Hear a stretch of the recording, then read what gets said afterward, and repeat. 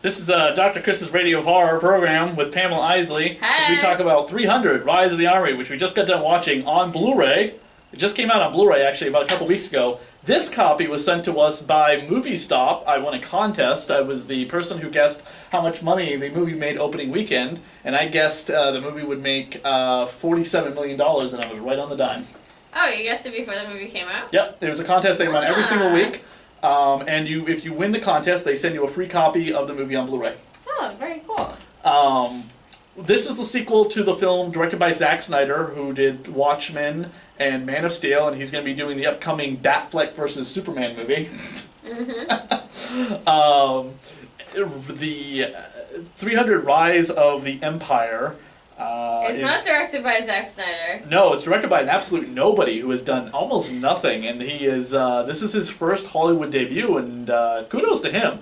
This is a pretty epic start, I will say that. His name's Noam Moreau, and this is a big year, by the way, for Dark Horse Comics. Everyone's like so humped about Marvel because they have Spider-Man and X-Men and Guardians of the Galaxy and Captain America, but Dark Horse Comic Books has two big films out this year. They have 300 Rise of the Empire and Sin City, The Dame to Kill For.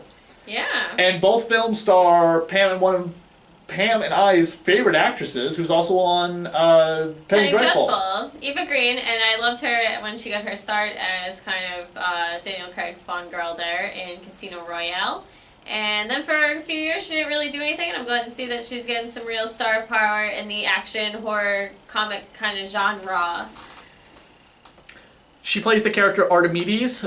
She is the kind of adopted sister of the god king Xerxes. In fact, this movie acts as a prequel, a sequel, and an intermediate to the film 300. So if you've seen the film 300, if you have not seen 300, watch 300 before you watch this, because this movie will make no sense whatsoever, I think. No, I think it would make sense, but then you get to that part where there's like a pile of bodies, and you'd be like, why all these people here? Is that Gerard Butler on the ground? I know. and that's one person who was severely missing from this. There wasn't a lot of big star power other than Eva Green. Yeah. Lena Headey's in it, but she's in it for like no time whatsoever because she's got a TV series. She's on Game of Thrones. She plays Cersei on the Game of Thrones, so she's really busy on that. And let's face it, 300 was kind of the launch of her career. Because after this, she did Terminator, and she was in a bunch of other movies. Terminator: The Sarah Connor Chronicles. Which, God, can you imagine if that show was still on? If it had lasted? Done so many things. Yeah. But now she's been in Game of Thrones. She was in Dread. She was in. That's right. She played Mama in Dread. Mortal Instruments. City of Bones. She was? Yeah, she was the mom. Oh, that's right. She was the mom. I completely forgot. We reviewed that one too. Yeah. Badly. Not very good. No. I don't know if the sequel's coming out. I know they were halfway through making it, but Well, they canned it, and then they decided to get back to it, so I think that will be out. I hope Lena Headey is around, because she was probably the coolest person in that movie. And she was one of the coolest people in this movie, and I'm glad to see that there were a lot of female leaders, even though it was kind of dubious. Some of the great bonus material on here, we have amped up extras intensifying the power of 300 Rise of the Empire. Let me tell you, the original 300 Blu-ray came in like a couple different ways. You could have gotten this cool little Spartan helmet with it. I had it at one point. I wish I still had it. I could have run it for the review. And it had so much bonus material on there. But they go into a lot of the history of who the original 300 Spartans were. And there's actually a movie called The 300 Spartans. It's an old movie from the 60s. It's really well done. It just came out on Blu-ray as well. The original DVD came out when the first film came out, and so they decided to release it on Blu-ray. They're owned by Warner Brothers. When 300 Rise of the Empire came out. It's a great film. In fact, that film is what Frank Miller, who wrote and drew the comic book, he's also the creator of Sin City, which comes out later this year. By the way, that's 3 comic book movies coming out in August. Sin City, Teenage Mutant Ninja Turtles, and Guardians of the Galaxy. I dig it. How awesome is that? One for the kids, one for the adults, one for the kind of medium crowd, which would be Guardians of the Galaxy. But back to 300. We have described how historic battles of 300 and 300 Rise of the Empire converged to create 3 days in hell, bringing the war machine to the water and taking the battle to sea. And a lot of those scenes with the Navy, with the Persian Navy, was really spectacular. There were a lot of these tactics which they use, where you have the Persian army that is just so vast that Artemisia doesn't really see them as people. She just sees them as like disposable bodies to sling swords around.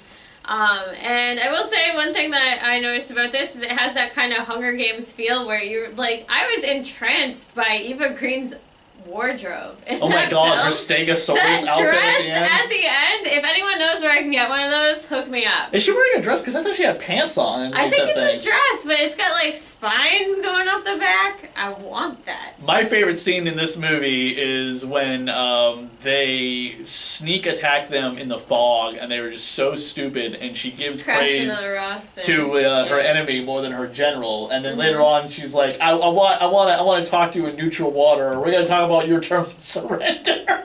And he's like, okay, and then they fuck. Yeah, she's a little cocky. She thinks having sex with him is gonna turn him to be his little bitch boy, and all he wanted to do was fuck her, and he does. Yeah. He doesn't get to finish, though. She throws him on the floor. Oh, yeah. For the record. Yeah, but still, he got what he wanted. I think she got what she wanted, too. Except that Not she wanted quite. him to surrender. Yeah. But he wanted her to surrender. She was pissed. He was happy. She wasn't going to surrender either. He was not happy. Oh, yeah, and he gets the, then it goes later on, he gets, it's not like he doesn't, when they battle it again. Yeah. He does get some vengeance. But, This has, by the way, a great feature on here about women warriors. But he couldn't do it without the girl power. He has, Lena Headey comes and saves him at the end of the movie. This has a great bonus material on here about women warriors. And becoming a warrior, and just a whole bunch of things about like the history of the Greek Empire and the Persians and the aftermath of the 300 battle, which if anyone didn't know, the 300 lost badly. They all died. This isn't like one person got away and was just like, I lived to tell it. No, they're all dead. They were all wiped out by the Persians. The leader of the Spartan army was decapitated and his head mounted at Athens, which was laid waste by the Persian Empire. But that united all of Greece together and go, okay, we need to stop being a bunch of bickering neighbors, come together and fight this army, which is led by some guy who thinks he's a god. Yeah. I mean, this guy, Perseus, in real life, was that crazy. He literally walked around like, I am a god. Bow down and worship me. La da da da da. Cuckoo. But it's Artemisia who's the one who convinces him that he can really take this throne and that he is going to be the God King. And she kind of convinced him of that, and that's kind of annoying. Yeah. But check it out. 300 Rise of the Empire. It's on Blu-ray now. This is Dr. Chris and Pam. Subscribe, like, leave a comment. Check out the rest of the videos on Radio of Horror. Woo!